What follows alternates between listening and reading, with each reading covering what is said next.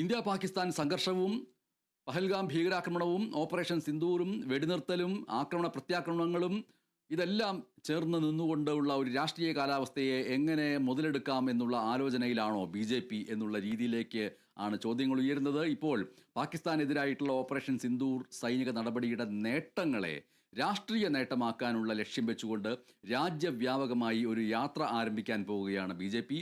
ആ യാത്രയ്ക്ക് ബി ഇട്ടിരിക്കുന്ന പേര് തിരംഗ യാത്ര എന്നാണ്. ഇന്നു മുതൽ ഈ മാസം 23 വരെ 11 ദിവസത്തേക്കാണ് ഈ യാത്ര. മുതിർന്ന നേതാക്കളായ സംബീത് പത്ര, വിനോദ് തവ്ഡെ, തരുൺ ചുഗ് തുടങ്ങിയവർ ഇതുമായി ബന്ധപ്പെട്ട പ്രചാരണം ഏകോപിപ്പിക്കാനാണ് തീരുമാനിച്ചിരിക്കുന്നത്. മുതിർന്ന ദേശീയ സംസ്ഥാന നേതാക്കളുടെ